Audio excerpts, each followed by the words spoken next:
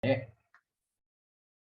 안녕하세요. 133차 한림마이스 디스커버리 시작하겠습니다. 오늘은 저희 한국전시주최자협회 이승훈 회장님하고 그리고 글로벌 뭐라고 그래야 되죠? 마이스 앤 엑시비션 그룹이라고 해야 되나요? 주맥의 이혜정 대표님을 모시고 정말 핫했던 CES 2023에 대한 이야기를 좀 들어보고자 합니다. 아마 뭐 아시는 분들 다 아시겠지만 이혜정 대표님께서는 이제 이번 CES 기간 동안에 중기청이라고 해야 되나요? 그 스타트업 한국관을 직접 가서 운영을 하셨죠. 그래서 직접 한국 스타트업들을 데리고 나가서 한국관을 운영하시면서 CES의 분위기와 어떻게 연출이 됐고 뭐 성과까지도 얘기해 주실 수 있으면 더 좋을 것 같고 그런 이야기들을 먼저 좀 이혜정 대표님 발표로 듣고 그리고 또 다녀오신 이승훈 회장님이 전반적으로 CES를 어떻게 보셨는지 이야기를 들어보도록 하겠습니다.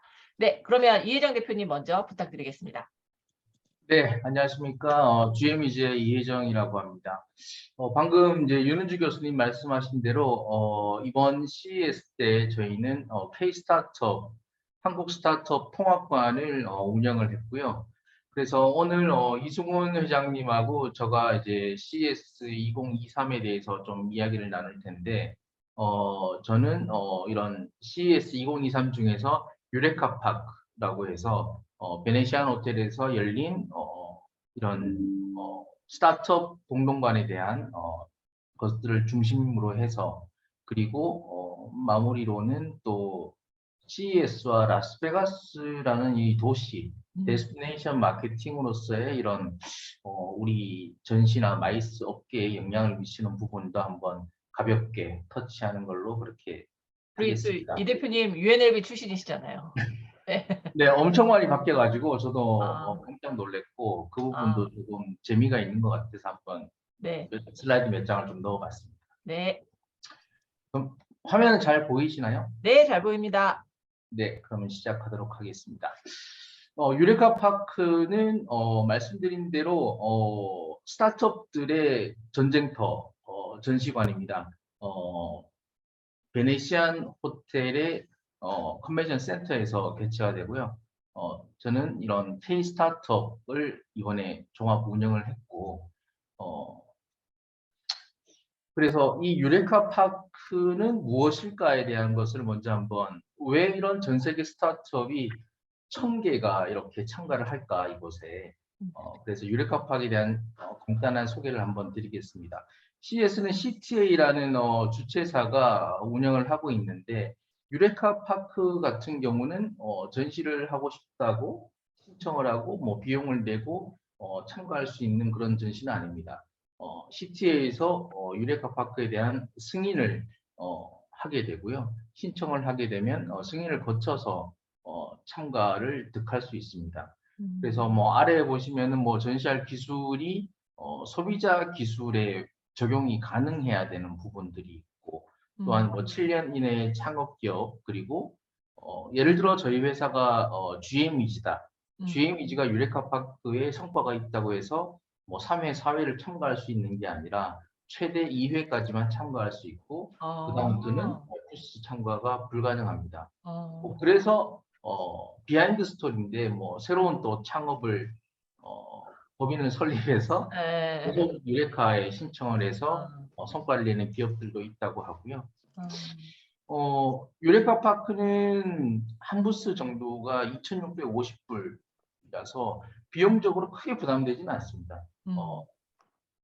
그래서 저희가 봤을 때는 이 CES가 유레카 파크가 있고 그리고 대기업이 있다. 크게 두 덩어리로 저희는 크게 볼 수 있다면 CTA는 대기업을 통해서 수익을 창출하고 유레카 파크는 저렴한 비용으로 혁신적인 아이템들을 보여줄 수 있고 그리고 이들을 그로잉해서 그렇죠. 이 기업들이 또다시 예, 정식적인 CES 전시에 또 참가할 수 있는 그런 약간의 시장을 전략을 만드는 역할을 하는 거군요. 네, 그런 전략을 만들고 있는 것 같습니다. 그래서 말씀드린 대로 유레카 파크는 온라인으로 이렇게 신청을 하게 되면 시티에서 한 3주 정도의 어, 어, 이런 검수 시간을 가지고 승인이 되면 음, 여러 가지 절차를 통해서 신청을 할 수가 있는데 음, 저희도 뭐 저도 사실은 말씀드린 대로 뭐 UNLV를 나왔기 때문에 2001년, 2년부터 CES에 아르바이트를 하면서 뭐 다양하게 참여를 했었는데 2018년, 19년도 이럴 때는 우리 한국 기업이 100개사가 유레카 파크에 신청을 했다면 한 이 승인율이 70% 정도 되었는데 어, 이제는 뭐 80% 이상으로 어, 어, 이런 합격률이 많이 높아졌고 음, 그 부분은 우리 한국 기업들이 상당히 많이 준비가 되어서 이제는 음, 스타트업들도 이러한 곳에 상당한 대비를 하고 전략을 짜고 어, 또한 이런 창업진흥원이나 뭐 창조경제혁신센터나 이런 엑셀레이팅을 하는 이런 기관들에서도 상당히 이제 체계적으로 음, 이들을 육성하는 프로그램을 가지고 사전에 준비를 하는 그런 좀 전략이 이제 어느 정도 자리를 잡고 있지 않나 그렇게 음, 생각합니다. 이번에 저희 같은 경우도 뭐 51개 업체가 참가를 했는데 이 업체들의 IR 피칭 자료들을 같이 만들어주고 이런 엑셀레이팅 그룹들하고 같이 피칭에 대한 교육을 뭐 최소 3회 이상 각 기업당 아, 준비하는 직접 기관들을 GMEG에서 직접 같이 만들어 주셨어요, 그 자료를. 저희가 직접 하는 건 아니고 이 또 전문 아, 이런 기업들을 고용해서. 네, 통해서 저희가 네. 같이 이제 공동으로 작업을 하고 어, 이들의 뭐 영상 자료를 만든다거나 이런 음, 부분들을 이제 사전 준비 기간이 엄청 길었죠. 어, 3개월 정도의 사전 준비 기간 동안 준비를 많이 해서 그래서, 네. 어, 어느 정도 체력이 탄탄한 상황에서 전시를 오픈할 수 있는 그래서 음, 성과를 최대한 낼 수 있는 그런 전략을 가지고 음, 기관들이 많이 이제 어, 성장했다 그렇게 네. 볼 수 있습니다. 그래서 유레카 파괴는 이번에 한국 기업들이 한 350개사 정도가 참가를 했고요. 음, 여기 보시면 이제 코트라가 이렇게 상단에 두 개의 그룹으로 해서 나뉘어져 있고 코트라에는 뭐 한 12개 정도 기관 지자체가 어, 통합으로 이렇게 나왔습니다. 테크노파크를, 네. 예. 그래서 이 맵 왼쪽 편 맵을 보시면 입구가 이렇게 됩니다. 이쪽을 통해서 진입을 하시게 되고 그렇게 되면 여기가 이제 가장 뭐 핫하다라고 음, 하는 이제 프랑스관입니다. 프랑스관 아, 이제 180개 정도의 스타트업들을 이제 항상 매년 데리고 어, 요 라인이 사실은 메인 로비예요. 메인 아, 네. 로비에서 이 메인 음, 로비에 사실 뭐 이탈리아 뭐 어, 그리고 일본 네. 또한 아시아에서 뭐 가장 주목을 받고 있는 이런 대만 대만? 네. 예, 타이완 테크라고 네. 해가지고 대만에서도 아주 전략적으로 육성을 잘하고 있고 네덜란드 어, 여기도 미국도 있는데 이렇게 사실은 어, 메인을 중심으로 많은 기업들이 이제 포진되어 있고 네. 네. 저희는 여기 왼쪽 편에 네네네. 핑크색. 네 중소기업청 그리고 서울특별시 두 개의 아, 기관의 통합을 해서 저희가 어, 운영을 했습니다. 어, 아, 어, 맵을 이렇게 보셔도 위치상으로의 좀 애로사항이 좀 당연히 있었고요. 그래서 사전 준비를 할 때 상당히 문제가 있긴, 우려를 했지만 지금 여기 보시면 네. 이 통로가 사실 이 뒤편이 이제 카페테리아입니다. 아, 카페테리아고 이 부분은 이제 2층으로 오르고 내릴 수 있는 그런 아, 공간이 네. 있고 네. 여기 에스컬레이터가 있고 음, 그래서 이 부분을 이제 저희는 이 통로를 원칙적으로는 이제 전체를 마감을 하게 되고 그래서 우려를 많이 했었는데 뭐 끈질기게 CTA하고 협조를 구해서 이 통로를 저희가 오픈을 시켰어요. 그 음, 결과가 아주 성공적으로 많은 그랬겠네요. 분들이 식사를 하고 이 통로를 통해서 다시 한국관을 오게 되고 아, 이 뒷면 백을 그러면 정리를 잘 해달라고 해서 저희가 전체 월을 만들어 가지고 K-스타트업에 대한 또 코리아 홍보를 하면서 사실 광고판의 역할을 충분히 했다고 볼 수 있습니다. 현장에 가셔서 이제 상황을 보시고 조율을 하신 거네요. 사전부터 계속 협조를 열어달라고. 구했습니다. 네. 사전에는 사실은 오케이 승인을 못 받았고 현장에서 이제 이렇게 진행이 되어서 네. 아주 잘 진행이 되었다고 볼 수 있습니다. 네. 방금 말씀드린 이 통로가 이 부분이고, 그러게 되게 중요했네요. 네, 저희 통합관이 사실 50개 부스를 넣어서 구성을 해야 되는데 악조건이 이런 기둥이 저희가 5개를 가지고 있고 사실은 여기까지 하면 6개고 그러네요.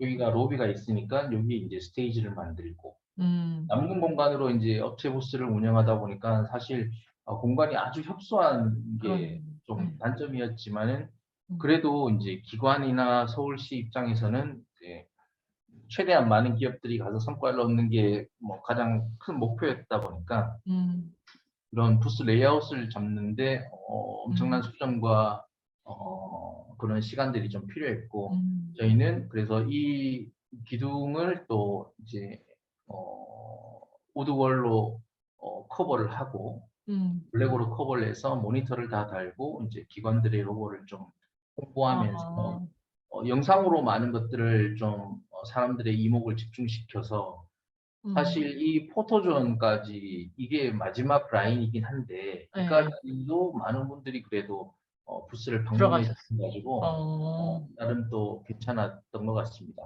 그래서 말씀드린 대로 저희는 이제 중소기업부와 서울시가 주최를 하고 창업진흥원 그리고 서울산업진흥원, 서울디지털재단 이렇게 3개 기관이 이제 주관을 해서 51개의 업체들이 참가를 했고요.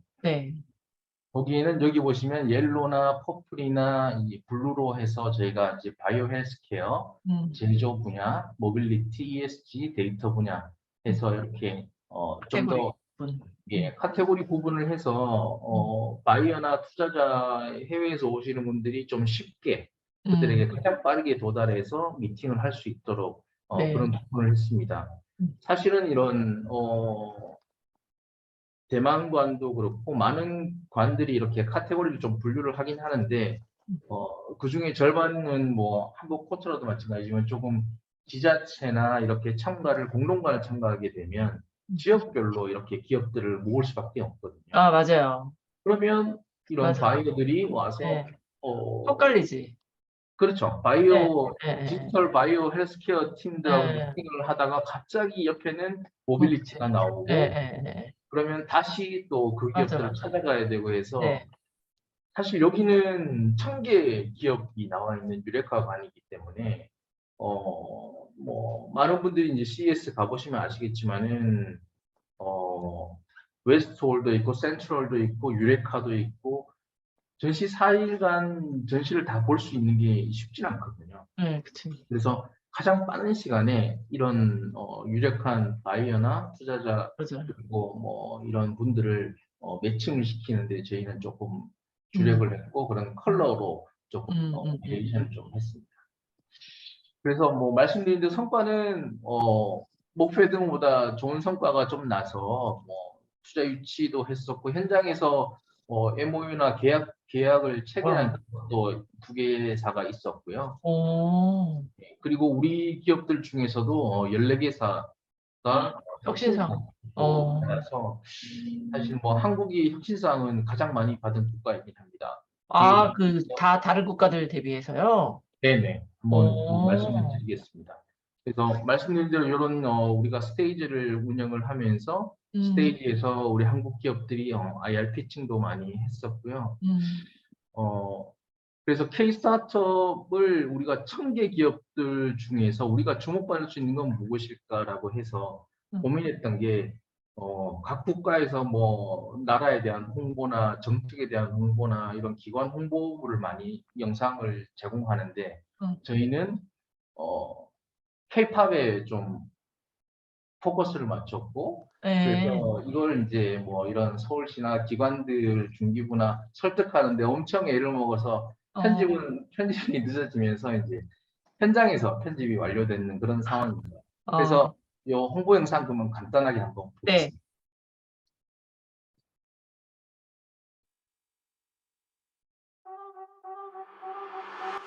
Technology taking over. All we gotta do is 볼륨은 get 괜찮으신가요? ready. 네네, 잘 들립니다. Exhibition for the 아, 아예 future. 이거 만드셨구나, 노래를. 네, 노래도 만들었고 작곡도 하고 이렇게 Look it up. 팝들을 K-Startup. 소개를 Everyone 해서 can be the one to change the world. 오. 기반에서 촬영까지 해가지고 편집을 한다.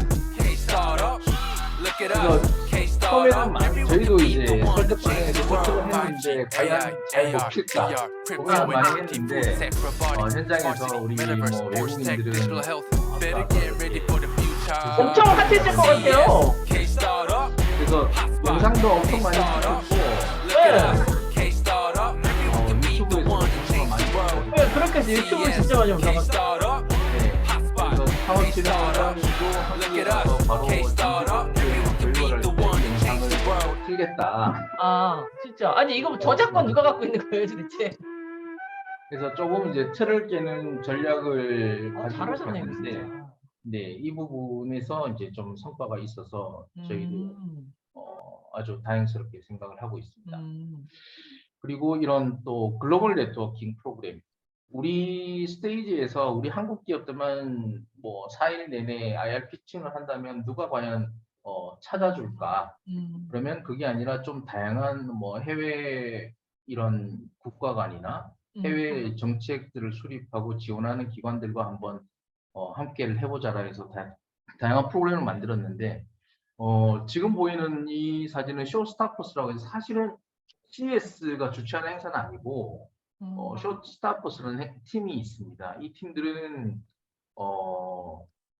CES 첫째 날에 매년 행사를 하고 있고 이번에는 벨라지오 컨벤션 홀에서 했는데 미디어들만 초청을 하고 있어요. 그래서 미디어 1,100개 미디어들이 오는데 여기에 별도의 참가료를 다 받습니다. 미디어한테요? 아니요, 이 부스 업체들한테. 그래서 여기 보시면 테이블 하나에 뭐 모니터도 별도로 신청해야 되고 배너 하나를 만들어 주는데 이게 하나에 8,000불이에요.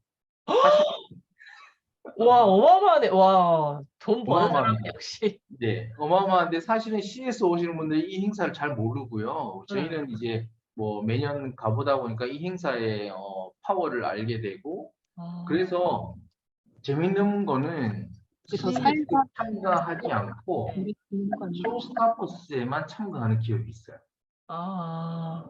왜냐하면 여기에는 미디어들만 참가를 하기 때문에 미디어들에게 노출을 하고 본인들의 뭐 뉴스를 릴리즈하고 유튜버들에게 홍보하고 그 효과를 미디어 프레스 마케팅을 위한 기업들은 이 행사에만 참가하는 기업들도 있습니다. 그만큼 이런 행사들이 저희도 상당히 새롭고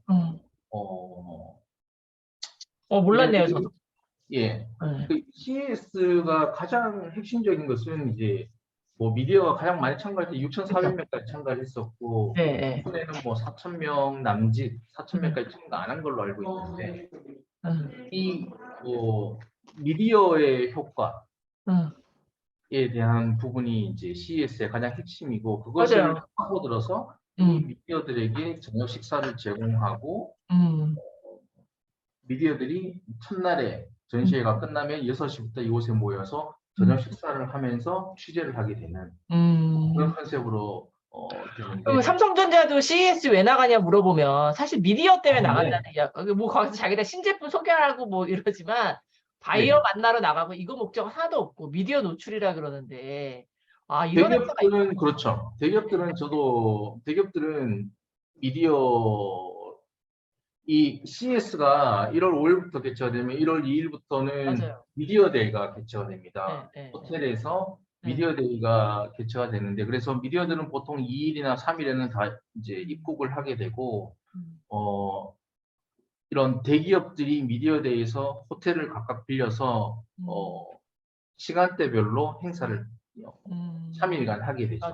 그래서 미디어들은 여기에 가서 무료로 좋은 식사를 하면서 기사도 그들의 보도 자료를 접하고 그러니까. 그들의 뭐 최소 사장급이 나와서 프레젠테이션을 해주고 네. 신기술을 하는. 그러니까 이러한 것들이 이제 사실은 우리나라에서도 고민해봐야 돼. 우리나라에서도 CES를 뭐 코리아 버전으로 만들어 보자고 하는데 이 음. 부분이 가장 해소가 안 되는 부분이긴 그렇죠, 하죠. 그렇죠, 그렇죠. 네네. 어. 그래서 저희 같은 경우는 그 에이빅 뉴스와 많은 일들을 같이 하고 있는데 에이빅 뉴스가 네. 이제 해외 미디어 네트워크를 많이 가지고 있습니다. 네네. 그래서 이번에도 저희는 에이빅 뉴스와 함께 이런 전 세계 7개, 10개 정도의 미디어들을 하고 이 K-스타트업 51개 업체들에 대한 사전 발표 자료나 제품 정보를 가지고 글로벌 미디어 데이를 만들어서 어워드를 했었어요. 그래서 그 어워드 중에서 최고 3개사 탑3를 저희가 뽑아서 탑3에게는 저희가 여기에 참가를 시켜서 지원해 주셨구나. 네, 지원을 하는 그런 프로그램을 가지고 했었습니다. 그리고 말씀드린 대로 이제 글로벌 데모데이는 여기도 있지만 뭐 일본이나 대만이나 네덜란드 이런 기업들이 여기에 참가한 기업들 중에서 우리 K-스타트업 관에서 발표를 하게 되고 우리 한국 기업들은 거기 일본이나 대만이나 네덜란드 관에 가서 IR 피칭을 하게 되고 이런 것들을 저희가 이제 작년부터 계속 뭐 각국에 있는 저희와 같은 회사나 네. 아니면 창업진흥원과 같은 그런 기관들과의 이런 네트워크를 좀 쌓아서 이런 것들을 프로그램을 만들었었는데 이 부분도 만족도가 상당히 높았고 향후에는 이런 카테고리를 분류해서 각국마다 예를 들면 뭐 일본은 모빌리티가 강하면 모빌리티 기업들과의 이런 토크쇼라든지 뭐 다양한 프로그램을 또 발전시킬 수 있을 것 같더라고요. 그리고 글로벌 토크쇼라고 해가지고 여기에서는 미국의 상무부에서도 왔었고요. 진짜로 왔었고 또 미국에서 엑셀레이터하고 네덜란드의 창업 지원 정보기관에서 와서 그들의 전략 그들은 지금 현재 각국에서의 이런 투자를 받고 있는 이런 상황들이라든지 또한 미국에서 성공하고 미국에서 투자를 받기 위해서는 어떠한 것들이 필요한지 그러한 것들이 이제 저희 스테이지를 이용해서 이런 프로그램들을 해가지고 한국 기업들이 자리를 뜨기가 쉽지 않은데 이런 한 시간을 통해서 우리 부스에서 이런 이야기를 들을 수 있도록 저희가 좀 기획을 했던 내용입니다. 말씀드린 대로 이런 글로벌 어워드를 해서 왼쪽에 있는 이런 해외 미디어들이 우리 기업들을 우수 기업들을 선정해서 상패라든지 이러한 것들을 제공을 하게 됩니다. 그래서 이게 뭐냐면 바이어들이나 투자자들이 각 부스를 이렇게 돌다가 이러한 뭔가 상패가 있다면 한번 지켜보게 되고 글로벌 미디어가 선정한 기업이구나. 그러면 다시 한번 이야기를 풀 수 있는 그러한 거리들을 이제 어떻게 만들어낼까 하는 차원에서 이제 저희가 만들었던 그런 프로그램이고요. 또한 셋째 날 오후 마감하기 1시간 전에는 이런 한국 음식, 떡볶이와 치킨 뭐 이러한 것들을 가지고 네트워킹 파티를 해서 저희가 부스를 조금 막고 해외 투자자나 바이어들만 입장을 할 수 있도록 해서 음식을 먹으면서 또 한국의 기업들이 할 수 있도록 했는데 사실 아쉬운 거는 뭐 저도 이제 주류 전시회를 하다 보니까 한국의 전통주나 이런 한국 와인들을 좀 가지고 갔었는데 안 되나요? 이게 지금 센즈 엑스포에서 베네시안 엑스포로 바뀌었어요. 운영 기간이. 그러다 보니까 이제 베네시안에서 F&B에 대한 규제가 너무 심해가지고 주류는 절대 허용할 수 없다고 해서 그 부분이 좀 아쉬웠지만 식혜로 대신했고 그리고 이제 뭐 미국 이런 해외 와인들을 조금 저희가 제공을 했던 그런 내용입니다. 그리고 마지막 날 같은 경우는 많은 분들이 떠납니다. 마지막 날 이번에도 일요일이었고요. 그래서 한국 기업들이 각 부스를 떠나지 못하니까 각 부스에서 그럼 이런 해외 국가 간을 직접 투어를 하면서 해외 국가 간 총괄 디렉터들이 자기네들에 대한 국가 간 소개라든지 이런 정책들이나 이러한 것들을 설명해 줘요. 그래서 들어볼 수 저희는 있게. 이런 투어를 이제 일본, 이스라엘, 프랑스, 네덜란드, 대만, 스위스 이렇게 하다 보니까 얘네들도 지금 반응이 좋아가지고 아마 뭐 내년부터는 다 같이 같이 투어를 해보자. 서로 할 것 같아요. 좋네요, 진짜. 맞아요. 네. 지키고 있다 보면 아무것도 못 보는데. 네, 정말 네. 아무도 못 봅니다. 네. 그래서 어떤 스타트업들은 이런 교류가 확실히 필요한 것 같고, 또한 이제 현장에서는 저희가 이런 네임택을 이제 K 스타트업을 마킹해서 네임택을 만들어서 한국 기업들을 5개 이상 투어를 하게 되면 기념품도 제공하고 네. 그렇게 했던 겁니다. 그러면 이제 CES를 간단하게 뭐 이승훈 회장님이 또 CES 말씀하실 거니까 CES와 라스베가스에 대해서 한번 간략하게 한번 말씀드릴게요.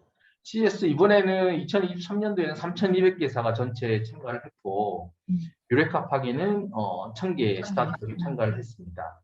그 중에서 전체는 우리나라가 598개로 카운팅이 공식적으로 되었고요. 참가사가 네. 두 번째로 많다. 그거는 네, 미국의 1,500개 정도 다음으로 두 번째로 많은 국가였고 유레카 파크에서는 355개로 넘버원 가장 많이 참가했습니다. 그래서 유레카 파크에 3개 부스를 돌면 1개가 우리나라 만날 만큼 많은 기업들이 참가를 했고 그렇지만 그 숫자를 보면 대단한 것 같은데 그러면 궁금했던 게 2019년도 비포 코로나로 한번 비교를 해보자 라고 이제 저희가 데이터를 한번 보니까 4,500개사에서 3,200개사로 사실은 엄청나게 줄었습니다. 사실은 작년보다는 뭐 더블링 되긴 했지만 그래도 19년보다. 비하면 많이 줄었고 네. 그 중에서는 뭐 중국 기업의 맞아요. 네. 이런 불참도 이슈가 있었고 네. 다만 우리나라는 엄청 많이. 네, 엄청난 증가를 했고 그래서 주목을 많이 받았고 미디어는 말씀드린 대로 미디어도 엄청 많이 줄었습니다. 이것은 우리나라 기업들도 출장자들을 많이 좀 축소시키고 투자를 조금은 뭔가 이렇게 절감하면서 이렇게 했듯이 해외 미디어도 마찬가지인 것 같아요. 미디어를 뭐 2명을 파견할 때는 대신 1명이 참가를 하거나 그런 식이었고 이번에 저도 되게 궁금했던 게 참가객 수였습니다. CES를 가면서 이렇게 한간 전 시장은 엄청 바글바글했어요. 근데 저녁이 되면 트래픽 잼이 없는 거예요. 가 엄청 많이 왔다고나 하는데 왜 이럴까라고 해서 이제 다시 카운팅 발표를 보니까 이만큼 7만 명이 왔던 게 11만 명으로 줄었. 참관객도 사실은 회복하려면 뭐 내년까지 가야 되지 않을까 이런 이제 데이터로 확인을 했고 그러면 우리나라가 그렇게 많이 참가하고 혁신상도 엄청 많이 받았고 가장 많이 받은 나라예요. 우리나라. 그런데 얘네들이 CTA가 혁신 이노베이션 챔피언이라는 것을 매년 평가를 합니다. 근데 우리나라가 26위가 됐어요. 그거 왜 그러죠? 여기 우측에 보면은 이렇게 도표 평가표가 있습니다. 다른 것들은 뭐 프리덤이나 브로드밴드라든지 뭐 휴먼 캐피탈 거의 상위권 5위권 이내의 탑을 유지를 하는데 여기 보시면 안보, 사이버 시큐리티, 시큐리티가 보안에 있어서 개인정보에 대한 부분이 100점을 받았습니다. 또 이런 이제 텍스라든지 이런 텍스에는 뭐 세금이 뭐 직설적으로 해석할 수 있지만 세금 플러스 이런 규제가 규제의 부분이 우리는 문제가 많이 있고 이런 다양성에 대한 부분들.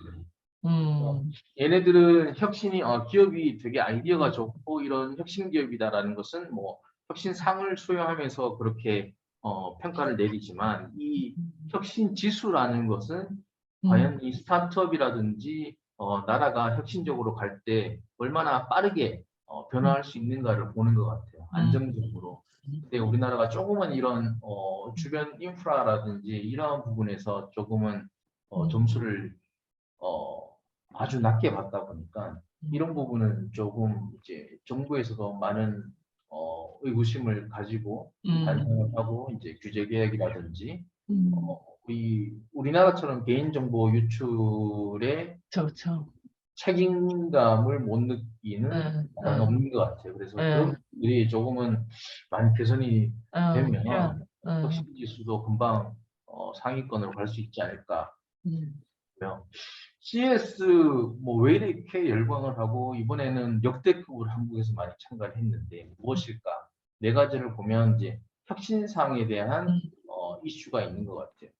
이런 맞아요. CTA에 대한 전시 주최사에서 뭐 예를 들어 혁신상을 준다고 해서 그게 얼마나 파워가 있느냐는 주최 측의 뭐 이런 레벨인데 공정성을 가지고 이러한 레퍼런스를 주다 보니까 많은 기업들은 그리고 많은 미디어들은 혁신상을 받은 기업이구나라고 한번 이제 색깔을 바꿔서 광고할 이들과 수 있고, 비즈니스 하게 되는 그런 하나의 담보를 확실한 맞아요. 담보를 가져가게 되는 게 네. 있고 두 번째는 뭐 조금 전 말씀드린 대로 프레스가 여기 뭐 6,000명씩 왔었으니까 대기업들은 이런 CS는 홍보의 장이다, 신제품 발표의 장이다라고 생각을 하고 있는 것 같아요. 이번에도 사실 현대 기아차가 빠져서 많은 사람들이 의아해했었는데 그만큼 신기술을 발표할 게 없었다고 생각을 하고 그렇지만 탐색하기 위해서 뭐 200명 전세기를 태워서 200명의 직원을 보냈다고. 네, 그런 이제 사실 이번에 쉬었던 이번에 참가하지 않았던 그런 뭐 현대 기아차나 뭐 토요타나 포드나 엔비디아 뭐 인텔 이런 쉬는 기업들도 있긴 있었어요. 근데 뭐 인텔이나 이런 기업들은 다른 기업들과 콜라보레이션을 이렇게 참가를 하고 단독 부스를 참가하지 않는 건데 그런 이제 프레스에 대한 이런 남다른 세계 최고의 파워를 가지고 있고 그리고 또다시 말씀을 드릴 수 있는 건 이 키워드가 세계 가전 전시였는데 가전이라는 것이 이제는 뭐 스마트홈으로 바뀌고 맞아요. 자동차로 바뀌었다가 전기차로 바뀌고 미래차가 되었다가 이제는 모빌리티가 되어서 뭐 스페이스 우주까지 그리고 해양 모빌리티까지 담는 이 아이템을 저도 야, 너무 CS가 너무 광범위하게 잡는 건 아닌가라는 생각이 있지만 지금은 진짜 모든 게 초연결 시대이다 보니까 혁신이라는 한 가지의 주제를 가지고 모든 것을 지금 담아내고 있는 아주 부러운 전시가 아닌가 진짜요. 그런 생각이고 마지막으로 모든 사람이 가고 싶어하는 매력적인 라스베가스 것 같습니다.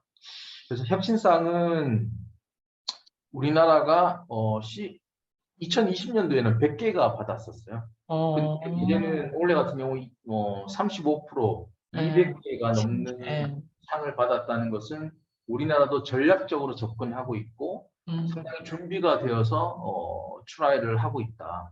그리고 충분히 또 인정을 많이 받고 있다라는 그런 결과가 아닌가 싶고요. 뭐 마지막으로 이제 라스베가스는 사실은 카지노로만 돈을 벌고 뷔페 뭐 카지노만 하면 뷔페도 공짜고 뷔페도 사실은 카지노는 아니도 쌌었고 맞아요. 숙박도 싸고 막 그랬죠. 그러면은 뭐 벨라지오 뷔페도 먹었었고 뭐 이 숙박도 물론 CS 때는 좀 비쌌지만 보통 뭐 100불에서 200불이었는데 이제는 라스베가스가 좀 더 수익을 다각화시키고 있는 것 같아요. 그래서 엄청 비싸졌습니다. 모든 것. 그래서 호텔도 2배 정도. 평상시에도 한 150, 100불 하던 것은 100불 후반대에서 200불에서 300, 400불로 많이 증가를 했고 식당도 텍스가 12% 정도였는데 이제는 20%. 이야. 이 권장으로 제한이 됩니다. 이제 서울시에서 18%, 20%, 22% 이렇게 확실하게 되고 뭐 5인 이상이 되면 서비스 차지로 기본적으로 한 20%가 차지가 어, 붙어버리고 어, 어. 그래서 비싼데. 얘네들이 좀 호텔들도 이제는 마카오의 이런 카지노에 대한 매출이 모든 엄청 많이 뺏기다 보니까 음, 먹고 살기 위해서 다양한 방식을 음, 추구를 하고 있는 것 같고 그 음. 예로 라스베가스는 지금 그래서 조금 위기를 의식을 가졌는지 이런 엔터테인먼트에 엄청난 투자를 하고 네, 있어요. 맞아요. 네. 엔터테인먼트와 스포츠. 음, 그래서 예를 들면 이런 아레나 어, 에어리어 15라든지 음, 또 지금 MSG 스피어라고 해서 뭐 스피어 가든 쪽에서 지금 84조를 들여서 런던과 라스베가스에 똑같은 이런 지금 형상을 하고 있는 만드는 중이에요? 네, 거의 완성됐습니다. 이게 아, 이제 그렇구나.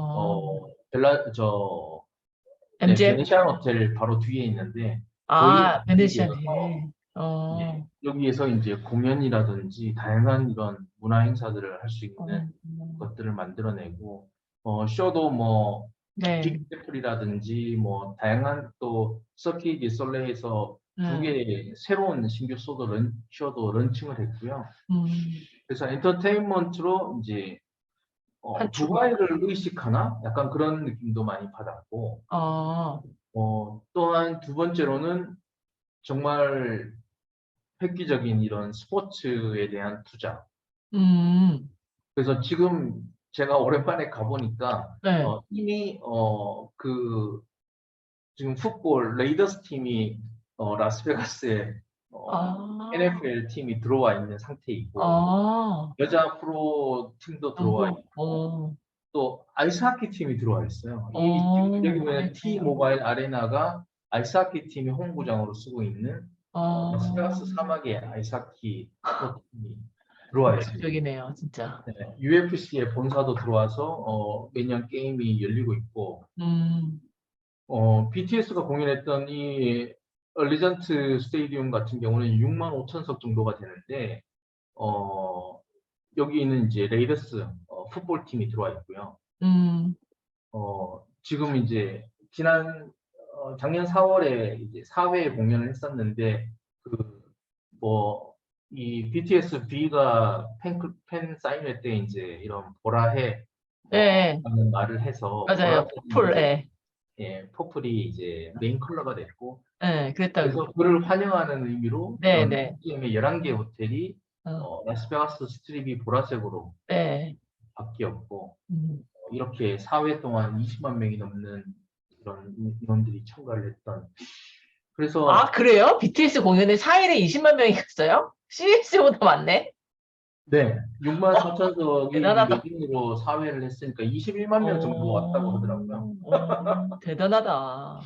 대단하고 그래서 이제 이런 한국에 대한 케이팝과 한국 제가 사실은 뭐 오래됐지만은 제가 학교 다닐 때보다는 그때는 한국 식당이 10개도 안 됐는데 지금은 50개가 넘습니다. 그래서 야, 그 정도로 이제 한국 오, 음식에 대한 선호도나 뭐 이런 벽이 많이 무너진 것 같고 이 라스베가스가 사실은 저도 우려를 많이 하는데 인구가 뭐 190만 명 맞아요. 토탈 정도 됩니다. 네. 그런데 사실 라스베가스 토박이는 거의 없고 캘리포니아 쪽에서 대부분 넘어오고 네. 뭐 그래서 이런 프로팀이 사실 오리지널리티가 있어야 되는데 음, 과연 운영이 잘 될까 뭐 음, 걱정스러워서 한번 물어보니까 또 찾아보니까 지금 뭐 풋볼팀 같은 경우도 캘리포니아에서 왔지만은 풋볼팀도 연간 시즌권이 뭐 90% 이상 팔렸다고 하더라고요. 오, 그만큼 뭐 성공적으로 지금 자리를 잡고 음, 있고 음, 캘리포니아의 그 오클랜드에 있는 그 오클랜드 애슬레틱스라고 메이저리그 베이스볼 팀도 아마 내년쯤에는 라스베가스로 오지 않을까. 거의 예. 확정이 되어서 뭐 도장만 찍으면 되는 것 같더라고요. 대단하네요. 그래서 이 라스베가스가 정말 애니메이션. 네바다와 음, 주 정부와 함께 엄청난 투자를 음, 유치를 계속 하고 있고 투자도 하고 있고 네, 이러한 모습을 봤을 때는 정말 라스베가스에서 컨벤션 전시하기에는 정말 최적인 그러네요. 장소고 아무도 못 이길 것 같다, 네. 이것을. 네. 네. 이번에 CS를 하면서도 이 시티 서포트에 대한 것들을 엄청 많이 느꼈고요. 전 스트립의 이런 전광판이든 다 웰컴 CS, 그리고 물론 이제 어느 정도 세금을 지불은 했지만은 어, 모든 경찰들이 투입이 되어서 안전 이런 것. CS 셔틀버스를 최우선으로 패싱을 시킵니다. 도로를 어, 그냥 폴리스카가 두 대가 그냥 도로를 막고 버스를 보내고, 참가자들 이동을 더 제일 네, 해주게. 신호도 야, 대단하다. 무시하고 네. 셔틀버스 우선 어, 이렇게 되다 보니까 주최자로서 어, 주최자로서 네. 이러한 서포트는 엄청 또 되게 부럽고 그러네요. 네. 그랬던 것 같습니다. 음. 좀 짧게 하려고 했는데 말이 너무 길어서 아, 죄송합니다. 예. 아유, 너무 잘 들었습니다. 대표님 한 가지만 여쭤볼게요. 그 네. 스타트업 전시관 이번에 처음 하신 거죠? 네, CES는 처음 네. 했습니다. 근데 되게 진짜 좋은 아이디어가 많으셨네요. 아유, 우선은 이승훈 회장님 발표 먼저 듣고 또 좀 이어가도록 하겠습니다. 감사합니다. 네. 네. 회장님. 아니, 지금 제가 이제 우리 이혜정 대표님 발표를 듣는데 네. 벌써 7시 17분이에요. 그러게요. 예. 그래서 시간이 많이 가서 네. 사실 제 발표 분량도 지금 아시지만 장난이 아니거든요. 이게 분량이 좀 많아갖고. 네. 1, 2분 그러면서 남았어야 되나? 그래서 제가 갑자기 긴급 제안 드리고 싶은 것은 네. 오늘은 차라리 오늘 이혜정 대표님 발표한 것에 대해서 조금 더 이렇게 보충하는 얘기들을 그래도 이제 거기에 보는 이제 예. 발제를 하셨으니까 거기에 네. 대한 토론하는 의미로 조금 이렇게 여러 가지 얘기를 그러실까요, 그러면? 덧붙이고 바쁘시니까. 네. 다음번 행사 때 그러니까 바쁘다기보다는 지금 제가 발표하면은 아빠 8시 반쯤 끝날 것 같아요. 맞아요. 예. 그러면 너무 이게 길어지니까 보통 맞아요. 예. 할린 마이스 디스커버리가 1시간 정도 하시더라고요. 네. 다른 네. 데도 1시간도 보면은 길어서. 네, 대표님, 1시간 그럼 좀 2월 달에 길잖아요. 꼭 한번 시간 내주세요. 아니 그래서 이 다음 주에 혹시 뭐 어젠다가 어떤지 모르겠는데 다음 주엔 저희가 정해져 있고, 그렇군요. 2월 예. 2일, 9일, 16일 중에. 네네 아무튼 그러면 빠른 시일 내에 네. 요거 툴을 해가지고 네네, 예, 알겠습니다. 하면 네. 좋을 것 같아요. 그렇게 하시고 네. 오늘 이혜정 대표님 발표 잘 들었는데 제가 좀 몇 가지 이혜정 대표님이 한 얘기에 대해서 덧붙일 얘기가 있어요. 네, 해주세요. 첫 번째가 이제 아까 이제 장표에서 CES에 그럼 사람들이 왜 열광하고 CES에 모이냐라고 이제 원인을 이제 4가지로 설명해 주셨는데 다 아주 저기 맞는 말씀이고 이제 거기다 조금만 덧붙이면 이제 2가지를 덧붙일 수 있을 것 같아요. 첫 번째는 CES에 온 사람들의 얘기입니다. 네. 예, CES에서 만날 수 있는 사람과 그렇지 않은 사람들로 분류된다는 거예요. 네네네네. 무슨 CS 말이냐? 참가자와 미참가자. 그렇죠. 예. 삼성 이재용을 세상이. 우리가 어떻게 만나겠어요? 예를 들면 그쵸. 옛날에 뭐 애플의 스티브 잡스를 어떻게 만나겠어요? 그런데 CS 가면 그냥 쩔레쩔레 그냥 동네 쉽게 만나시는 사람들처럼 그렇게 만날 수 있는 곳이 바로 이 CS거든요. 네. 그래서 CS라는 것 자체가 정말 전 세계 산업을 주도하는 그런 플레이어들은 반드시 그곳에 다 있다. 네. 전시회를 참가하든 참가하지 않든 다 옵니다. 그렇죠. 아까 네. 현대자동차가 뭐 200명 전 세계 뛰어서 보냈다듯이. 그런 거죠. 그런 거죠. 그래서 현대자동차의 최고 임원들부터 뭐 레벨 쫙 해가지고 탑 어쨌든 회사에서 가장 날고 기는 200명을 뽑아서 보냈을 거 아닙니까, 그죠? 그쵸. 네, 이렇게 가장 이 현재 전 세계를 리딩하고 있는 기업들 또는 그런 테크 기술을 갖고 있는 그런 사람들이 다 거기에 모인다는 거죠. 그것이 상당히 좀 중요한 요인인 것 같고요. 저는 요거만큼 못지않게 중요한 요인이 하나 있다고 생각해요. 바로 자본이 모이는 거예요. 무슨 말이냐? 실리콘밸리를 주름잡는 그런 투자자들, 그다음에 전 세계의 증권의 애널리스트들은 또 CS를 다 모입니다.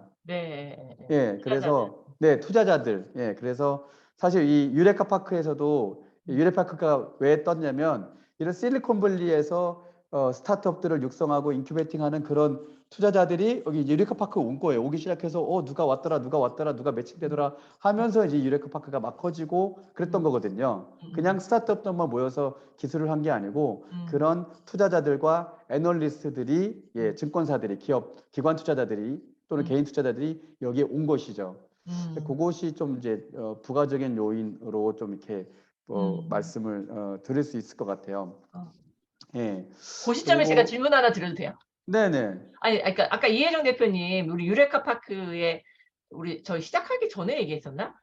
아까 발표에 얘기하셨나요? 슬러시나 우리 있잖아요. 뭐 네네. 헬스케 슬러시나 이런 투자자들과 이게 이제 이 유레카 파크하고 가장 뭐 슬러시가 최초 아니에요? 그럼 투자자 모임에? 아닌가? 그렇죠. 네. 네, 그 비교를 했을 때 지금 네. 우리 그 이 회장님께서 투자자들이 모인다라고 얘기를 해주셨으니까 규모랄까? 그러니까 사이즈 이게 차이가 있을까요? 혹시 아시는지? 전체적인 차이, 네, 그러니까 양적인 차이는 네. 유리카팍을 따라갈 수 있는 이런 행사는 아직은 없고요. 질적인 부분에 대해서는 이제 상당히 논쟁이 있을 수는 있긴 한데 저희가 봤을 때는 저희가 이제 창업진흥원하고 이번에 싱가포르도 했었고 핀란드도 했었지만 미국도 하고 뭐 일본이나 다양한 국가에서도 이러한 비즈니스 이벤트들이 있는데 네. 특성을 보면 유레카팍을 제외하고는 어떻게 보면은 싱가포르는 핀테크가 중심. 특정 산업이. 그렇죠. 약간의 그런 아. 유럽에서는 뭐 유럽권에 있는 이런 디지털 헬스라든지 이런 부분이 이제 중심으로 네네네. 투자자나 네. 투자자가 몰리다 보니까 이런 협력기관도 몰리니까 기업도 그런 기업들이 많이 참가하고 혜택이 있어요. 네네네네네. 근데 이제 이승훈 회장님 말씀하신 대로 유레카팍은 사실 카테고리가 뭐 자기네들 카테고리를 크게는 6개로 분류를 하지만 뭐 엄청난 다양한 이런 네. 키워드가 지금 뭐 이번에 나온 키워드는 사실 한 20개 정도 됩니다. 유레카팍이 예전에는 키워드가 7개, 6개 정도였는데 10년 새 20개가 되다 보니까 사실은 어떠한 기업도 여기에 가면 그만큼의 많은 바이어가 됐든 투자자가 됐든 투자들이 많기 때문에 만날 만날 수 수 있는 기회는 많이 있습니다. 아. 이게 이제 질적으로 어떻게 이제 성과를 낼 것이냐에 대한 부분은 좀 더 고민이 필요할 것 같은데 또한 두 번째로 이제 슬러시 같은 경우는 네트워킹 행사. 네, 그렇죠. 피칭하고 예. 막. 네. 네. 그리고 네트워킹에서 스타트업끼리의 이런 코퍼레이션이라든지 뭐 기술 이전이나 협력이나 이러한 부분이 사실은 또 큰 부분을 차지를 하는 거고 네. 유레카팍은 어떻게 보면은 진짜 투자 중심으로. 네, 투자인데 프레스의 역할이 워낙 이펙트가 크다 보니까 네. 이미 전시회는 끝났지만 이 앞으로의 긴 시간 동안 노출되고 프레스로 릴리스가 되는 것들이 아마 비즈니스로 계속 연계가 될 거고 뭔가가 이제 메시지가 오고 커뮤니케이션이 일어날 거예요. 네네. 이런 부분들은 뭐 CES의 파워가 충분합니다. 엄청나군요. 대단하네. 감사합니다. 네, 이 회장님 또 같이 첨언해 주실 거. 예. 네, 이제 라스베가스 얘기를 아까 좀 네, 하셨는데, 네, 저도 라스베가스를 전시회 때문에 굉장히 좀 많이 가본 것 같아요. 많이 가본 것 같은데, 이번에 가보니까 이제 몇 가지 좀 변화가 이제 느껴졌었어요. 이제 첫 번째는 이제 LVCC가 웨스트홀을 또 새로 건립했더라고요. 네, 그렇죠. 예, 그 라스베가스 컨벤션 네, 센터가 익스펜션 웨스트홀이라는 했어요. 커다란 네. 홀을 한 개를 또 그 팬데믹 기간 동안에 네, 건립을 해가지고 맞아요. 예, 준공을 했어요. 네. 예, 그리고 이번에 또 그 전시장을 전시관으로 사용했고 거기에 모빌리티를 거기다 몰아놨었거든요. 예, 그러니까 지금 라스베가스가 계속 지금 중축을 하고 있고 또 호텔이 이번에 또 가보니까 새로 지은 호텔이 왜 이렇게 많은 거예요? 그래요?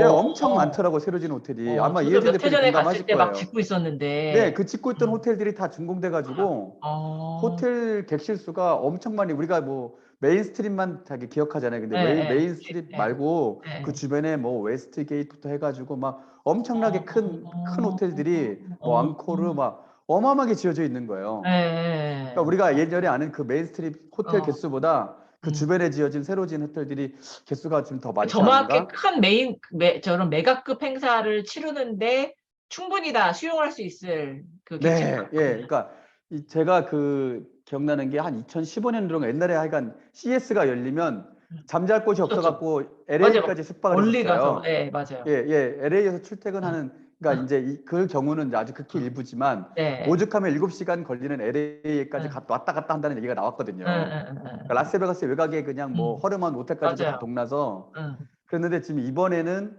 그런 얘기가 안 나왔거든요. 워낙 많이 지어가지고 호텔이, 네. 예, 그러니까 아마 그 2019년에 왔었던 뭐 17만, 뭐 20만이 와도 이제 거의 뭐 이한 영내에서 라스베가스 간다. 안에서 다 소화가 되게끔. 근데 그들이 왜 그렇게 했냐가 더 중요한 거죠. 왜 호텔을 많이 지었냐? 여기 안에서 머물면서 돈은 여자 다 쓰고 가라는 거예요. 그쵸.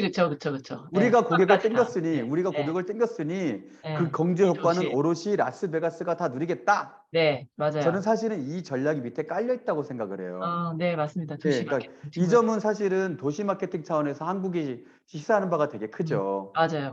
네, 사실은 이제 코엑스와 백스콜 제외하고는 대부분의 전시장들이 없으니까. 늘 예, 객실이 부족하거든요. 호텔이 네. 부족하거든요. 그래서 행사는 여는데 그 행사로 인한 경제 효과를 오롯이 못 딴 데로 누리는 다. 거죠. 다 딴 데로 다 퍼져 킨텍스 있는 거예요. 가장 대표적인. 아, 그러니까요. 이제 네. 고양시에, 네. 그러니까 너무 아쉬운 게 킨텍스 앞에 있는 그 고층 아파트군을 그쵸. 아파트가 원래 아닌 호텔 사실은 부지였는데. 예, 호텔 부지 하지못해 레지던스라도 분양을 하면 맞아요. 레지던스라도 좀 해서 음. 그거를 예, 그 라스베가스도 마찬가지입니다. 레지던스를 호텔처럼 운영하는 경우가 많거든요.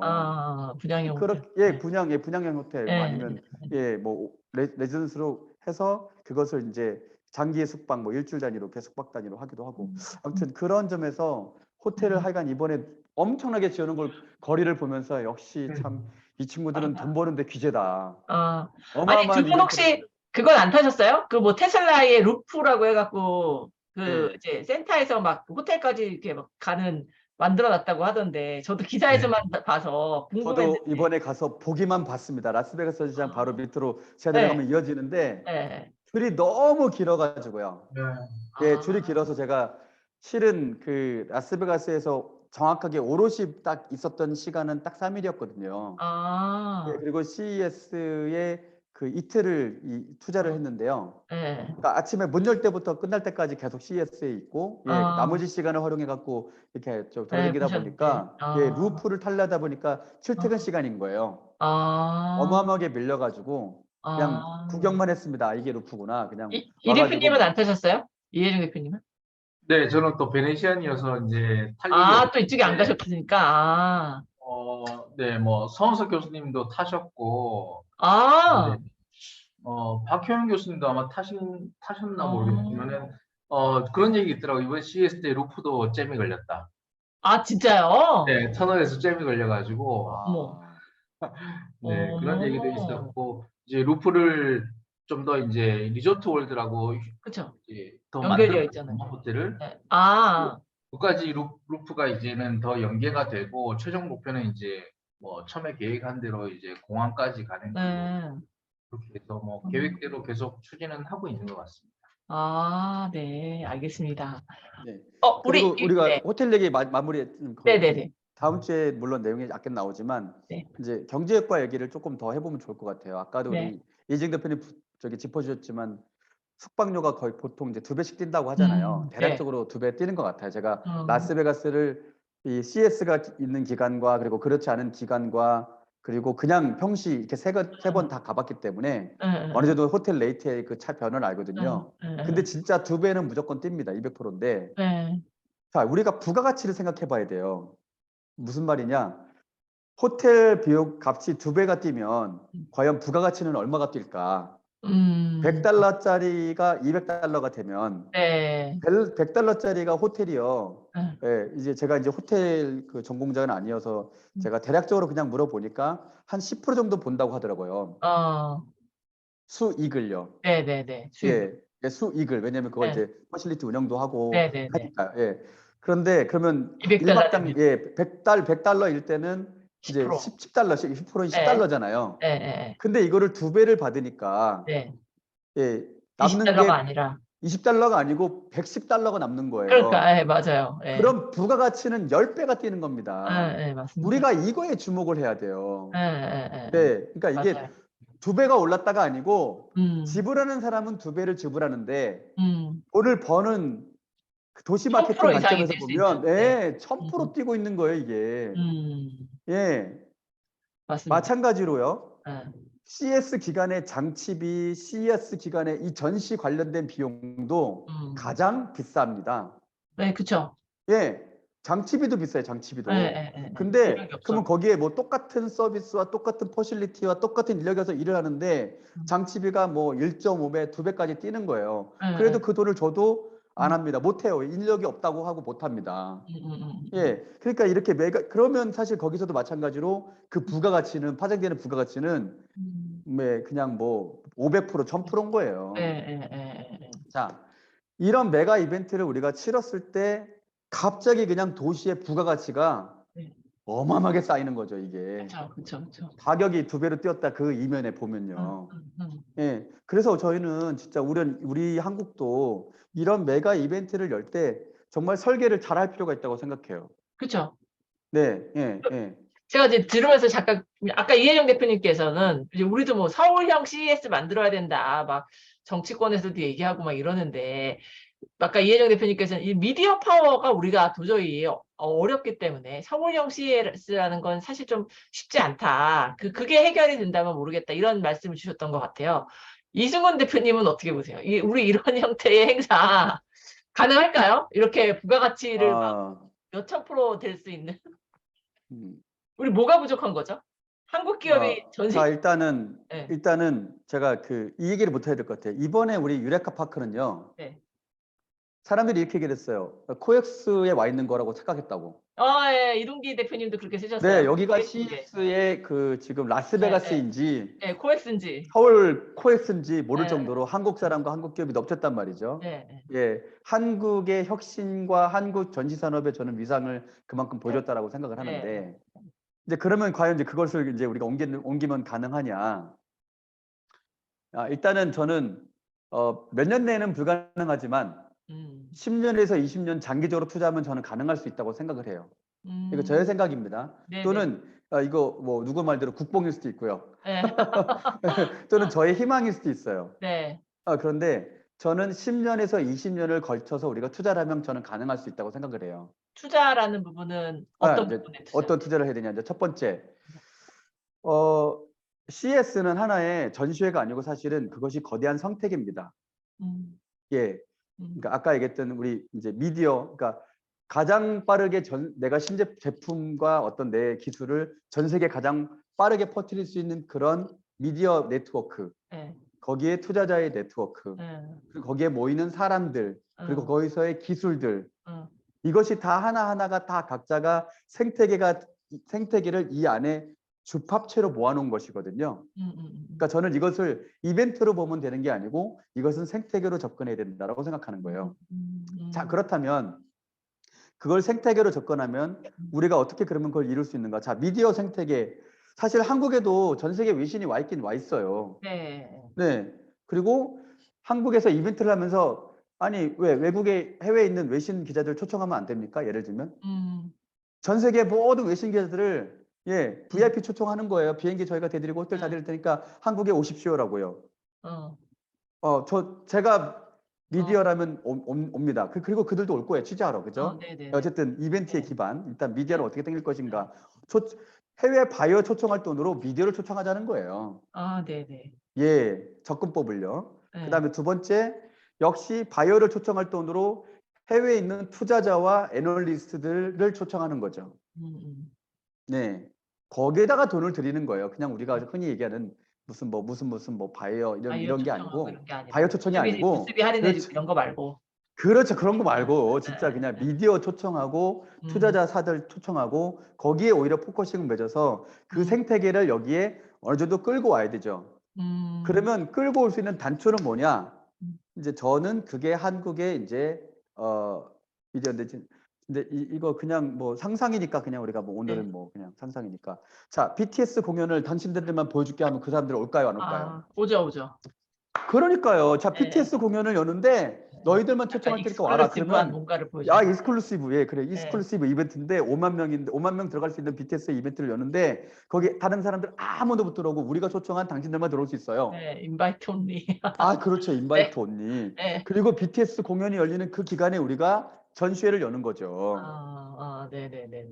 아, 그러면 이게 예, 상상했을 때 가능하지 않습니까? 가능하지 않습니까? 그죠? 그 네네네. 사람들 올 것 같죠, 그죠? 네. 네. 그렇게 하고 여기다가 대한민국의 정말 혁신 기술, 혁신 기업들 사실은 우리가 CES라는 라스베가스라는 환경에 가니까 장치를 보면 사실 그 뭐 잘했긴 잘했지만 아쉬운 점이 있지 않습니까? 네네네네. 근데 우리가 홈그라운드에서 훨씬 장치를 잘할 수 해보십시오. 있죠. 훨씬 잘할 수 있고 훨씬 그렇죠. 효과적으로 가성비 있게 멋지게 네. 할 수 있죠. 네네. 부스. 네, 한국의 모든 산업을 다 보여줄 수 있고 플러스 알파로 또 전 세계에 있는 혁신 기업 스타트업들을 다 우리가 또 초청하는 거죠. 어떻게 초청하냐? 너희들도 BTS 공연 보여줄게 하고 초청하는 거죠. 네, 그렇게 해서 초청을 하고 예, 네. 전시회를 만드는 겁니다.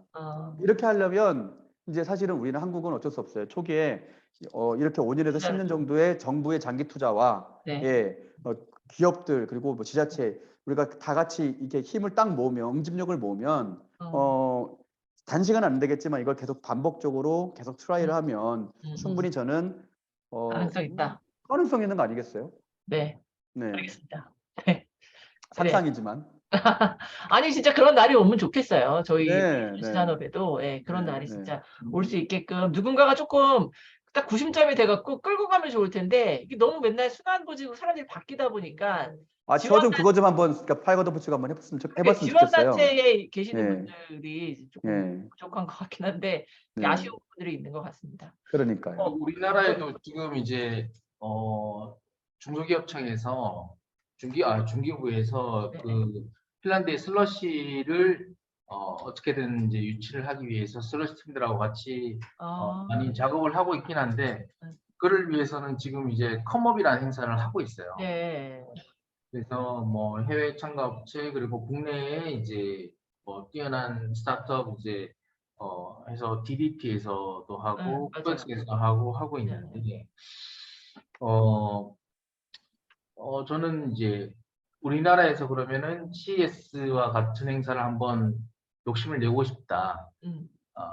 근데 좀 단기적으로 뭔가를 조금은 성과를 보고 싶다면 제 생각은 K 컨텐츠만을 가지고 왜냐면 우리나라가 지금 우리나라에만 와서 얘네들이 바이어가 되었건 관계되는 뭐 이런 투자사가 되었건 이런 팀들이 와서 우리나라에 와서 마땅하고 싶은 기업들이 우리나라에 있어야지 오는 거잖아요. 사실은 뭐 비용을 또 이렇게 지불하고 온다면 아까 이제 이성훈 회장님 말씀하셨듯이 그 지역의 파업 효과가 우리나라에서 쓴 비용으로 그냥 이렇게 되다 보니까 그들의 달러를 어떻게 유입을 시키느냐라고 봤을 때는 우리나라가 전 세계적으로 가장 주목을 받고 있는 하고 있는 콘텐츠 뭐 K-팝과 K 뭐 컬처가 되었건 드라마 쪽이 되었건 영상이 되었건 이런 쪽을 콘텐츠를 좀 특화를 해서 우선적으로 좀 런칭을 한다면 차후에 서울시가 그래서 그 뷰티를 작년부터 지금 아이템으로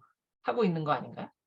아마 우리가 이제 K 뷰티가 또 컨텐츠라기보다는 물론 제품이지만 그게 상당히 그 글로벌하게 지금 시장에서 높은 경쟁력을 갖고 있다 보니까 뷰티를 한다라는 이야기 제가 들었던 것 같은데. 그리고 이제 다양한 아이템 중에서 우리가 강한 뷰티 컨텐츠를 가지고 스타트를 해서 인지도를 쌓고 이제 하나씩 이제 붙이면 정말 또 어나더시 아니 그러니까 이거 이제 저희 이제 너무 시간이 지나니까 마지막 그거 의견 뭐 질문 뭐 이런 걸로 그 컨텐츠 이야기 해주셨으니까 왜 우리 이렇게 컨텐츠 뭐 컬처 이런 게 강하다는 거 지금 대한민국 사람 다 아는데 왜 그런 행사가 하나 딱 안 만들어질까요? 분명히 우리가 경쟁력 있다는 거 다 알고 있는데 왜 우리나라에 물론 CJ가 K콘이라고 해갖고 이제 해외로 가수들 다 데리고 나가서 이제 공연하는 그걸 하고 있잖아요. 물론 자기네가 그거 뭐 공연만 하는 게 아니라 CJ 이제 비비고부터 다 갖고 나가갖고 이제 CJ 제품 위주의 전시회를 하지만 그거 이제 해외 나가서 할 게 아니라 아까 말씀하신 부가가치나 지역 파급 효과 뭐 이런 걸 위해서는 한국에서 그거를 한번 빵 터트려 주는 행사가 왜 없을까 하는 게 저는 항상 조금 궁금한. 누구나 다 아는데 지금 K컬처로 하면 뭔가 될 것 같아라고 다들 생각은 하는데 이게 왜 착 안 나오는지 왜 그게 참 아쉬운 것 같아요. 우리가 그들하고 만날 수 있는 이 행사 기획하는 사람들이 그런 연예 비즈니스 하는 사람들과의 접점이 없어서 그런 건지 어떤 뭔가가 지금 풀리지 않는 뭔가가 딱 있으니까 이게 안 만들어지는 거 아닐까 싶은 생각이 듭니다. 그러니까 그런 점에 대해서 저도 늘 고민하는데 일단은 방법론적인보다는 사실은 이제 한 번에 이게 모티브가 좀 이렇게 있어야 될 것 같아요. 영화 산업이 갑자기 뜬 게 영화 산업에 돈이 몰려서거든요. 네. 그러면 그거는 누가 시작을 했냐면 쉬리가 시작했어요. 아. 갑자기 1000만을 딱 찍어버린 거예요. 1990 아 몇 년 네네네. 영화죠. 예. 네. 2000년대 영화인가요? 제가 살짝 헷갈리는데 저도 어쨌든 기억이 20년 정도 되는 것 같아요. 쉬리. 음. 한국 영화 사상 첫 1000만 관객 영화예요. 근데 그 취리가 뜨니까 그 영화에 투자한 회사 사람들이 대박이 난 거예요. 음. 예, 그러면서 계속 영화 산업에 돈이 몰리고, 예, 음. 자본주의 사회 속성에서는 어쨌든 간에 특정한 것이 뜨려면, 예, 그것이 돈 돈이 버는 어떤 그런, 예, 분명히 그런 게 확실하게 하나가 있어야 된다. 증명이 돼야 되는 거죠. 아, 이거는 확실하게 돈 벌 수 있다. 이런 것이 증명이 아. 될 수 있어야 되는데, 아. 지금 아직 이제 우리가 전시 산업도 그런 이제 계기가 있어야 될 것 같고 또 아까 얘기했던 그런 행사들을 한국에서 하려면 이제 그런 하나의 첫 시발점 누군가 하나 그걸 한번 딱 해서 히트를 딱 터뜨리면 계속 우리는 이제 아마 따라서 저렇게 하면 되네라고 우리가 이제 생각을 하겠죠. 아직 그 단 한 번의 모티베이션을 제공하는 그 행사가 아직은 없는 거죠. 네, 그래서 저는 그것은 과연 이제 어쩔 수 없이 특정한 누군가가 선도하는 투자를 하거나 선도적인 실험을 하거나 이도저도 안 되면 정부가 팔 붙이고 나서거나 뭔가를 해야 되는 것 같아요. 뭐 예, 저 자세히는 모르지만 문체부에서는 이번 정부에서 아무튼 그 K컬처 뭐 네, K팝부터 시작해서 K드라마 뭐 K영화 고것들을 뭔가 활용을 적극적으로 하자라는 게 전체 그 기조에 지금 깔려 있어요. 그래서 모든 네, 네. 문체부 안에 있는 여러 산업에 그걸 다 아무튼 K컬처하고 같이 돌아가게끔 그렇게. 그래서 관광전략회의에서도 그런 얘기가 나왔다고 제가 들었던 것 같은데 우리 전시 쪽에서도 관심을 좀 갖고 그런 행사가 전시인이 좀 만들어주면 더 좋지 않을까라는 생각을 해봅니다. 맞습니다. 공감합니다. 네. 혹시 시간이 많이 돼서 뭐 마지막으로 한 말씀 더 하실 거 있으실까요? 저는 이제 다음 주에 해도 되니까 네. 다음 주에 하면 되니까 우리 이혜정 네네네. 대표님. 알겠습니다. 네, 그러니까 뭐 이번 CS에 느낀 거는 이제 전시 쪽을 떠나서 한번 CS를 보면 예전에는 획기적인 제품, 음.